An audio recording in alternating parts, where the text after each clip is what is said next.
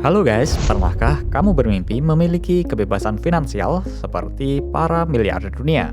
Tahukah kamu, ada satu benang merah yang menghubungkan mereka? Mayoritas dari mereka adalah pemilik dan pemegang saham dari perusahaan-perusahaan sukses.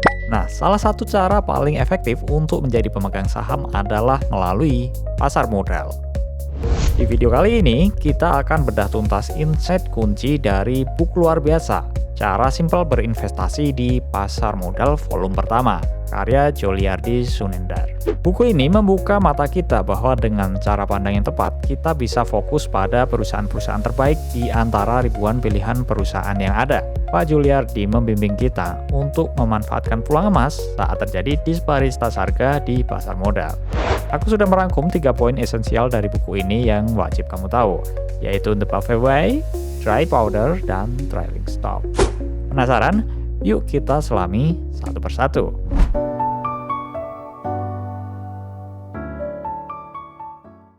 Poin pertama, The Buffett Way, investasi ala Warren Buffett. Pertama, kita akan bahas The Buffett Way. Tentu saja inspirasinya datang dari legenda investasi, Warren Buffett. Buku ini menyederhanakan filosofi investasi Buffett menjadi 3 prinsip investasi simpel agar sukses di pasar modal. 3 prinsip penting itu adalah: pertama, memilih perusahaan berkinerja baik. Kedua, membeli di harga wajar. Dan ketiga, menjadikan waktu sebagai teman. Mari kita kupas lebih dalam. Pertama, memilih perusahaan berkinerja baik. Kriteria wajib investor cerdas. Untuk memilih perusahaan yang berkinerja baik, Pak Gioliardi memberikan beberapa kriteria kunci yang harus kamu perhatikan. Perusahaan punya economic mode. Ini artinya perusahaan tersebut punya keunggulan kompetitif yang sulit ditiru, sehingga bisnisnya aman dari bersaing. Contohnya, perusahaan besar seperti Jasa Marga, Indofood, BRI, dan BCA adalah contoh bagus dengan economic mode yang kuat. Pertumbuhan penjualan atau sales growth minimal 5%. Semakin tinggi sales growth, semakin sehat kondisi perusahaan. Ini menunjukkan bisnisnya terus berkembang. Return on Equity atau ROE minimal 15%. Kenapa 15%? Karena jika ROE terlalu rendah, lebih baik investasikan danamu di deposito yang lebih aman dan terjamin. ROE tinggi menunjukkan efisiensi perusahaan dalam menghasilkan keuntungan dari modal pemegang saham. Selanjutnya, melihat cash flow from operation atau CFO. Cari perusahaan yang tidak butuh modal belanja atau capex yang besar untuk mempertahankan operasinya. Perusahaan seperti ini disebut Capital Efficient Company atau CEC. Carinya gampang, lihat saja CFO atau uang tunai yang dihasilkan dari operasinya.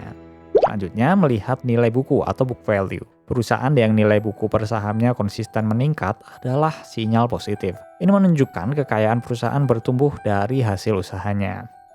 Kedua, membeli saham perusahaan di harga wajar. Hindari harga kemahalan. Prinsip kedua adalah membeli saham di harga wajar. Salah satu indikator pentingnya adalah price to earning ratio atau PER. Hindari membeli saham dengan PER yang terlalu tinggi, misalkan sampai 71 kali. Fokuslah pada perusahaan dengan keunggulan kompetitif yang jelas dan bisa kamu prediksi kinerjanya 10 hingga 15 tahun ke depan. Ada nasihat bijak dari Charlie Munger kepada Warren Buffett yang relevan di sini. Daripada membeli perusahaan yang belum tentu baik di harga murah, lebih baik fokus membeli saham perusahaan yang baik di harga wajar. Saat pasar memberikan kesempatan emas dengan harga rendah, jangan sia-siakan.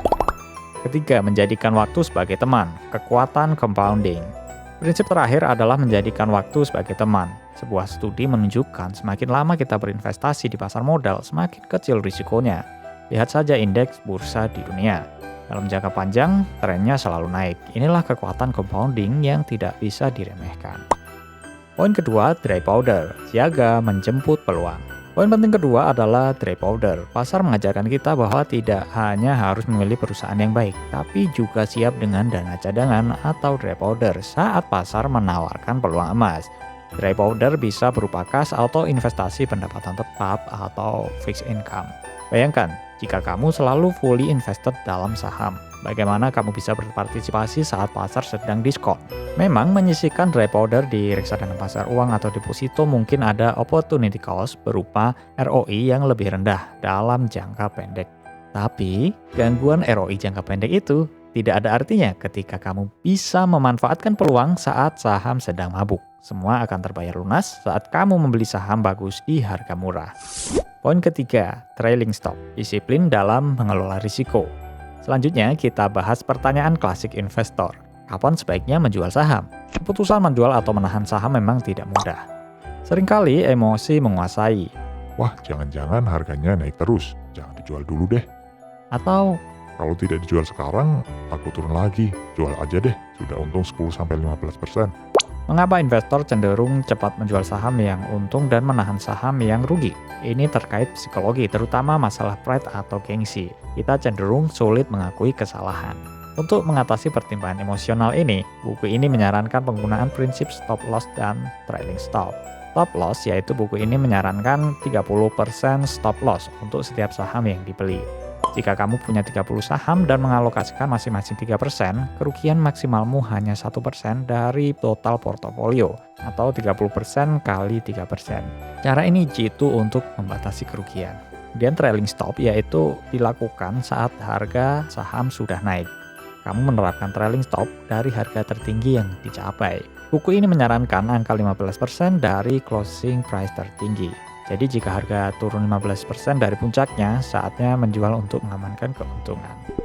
Catatan penting tambahan untuk investor handal. Ada beberapa catatan penting lainnya dari buku ini yang patut kamu ingat. Per sektor keuangan yang wajar itu sekitar 10 kali. Ini bisa jadi patokan saat menganalisis saham, perbankan, atau keuangan lainnya. Komposisi portofolio dibagi jadi dua, core stock dan non-core stock. Core stock adalah saham yang kamu pegang selamanya, layaknya investasi jangka panjang. Sedangkan non-core stock adalah saham yang fleksibel, menyesuaikan pergerakan Mr. Market. Pertimbangkan juga investasi di US stock sebagai antisipasi terhadap potensi merosotnya nilai tukar rupiah terhadap US dollar. Diversifikasi selalu jadi kunci. Nah, itu dia ringkasan singkat tapi padat dari buku Cara Simpel Berinvestasi di Pasar Modal volume pertama, karya Juliardi Sonendar. Buku ini benar-benar panduan praktis bagi siapa saja yang ingin berinvestasi di pasar saham dengan pendekatan yang simpel, cerdas, dan disiplin. Apakah kamu siap menerapkan strategi ini dalam perjalanan investasimu? Bagikan pendapatmu di kolom komentar di bawah. Jangan lupa like video ini jika kamu merasa terbantu, subscribe channel ini untuk konten investasi menarik lainnya, dan nyalakan lonceng notifikasi agar tidak ketinggalan video terbaru dari channel ini. Sampai jumpa di video selanjutnya.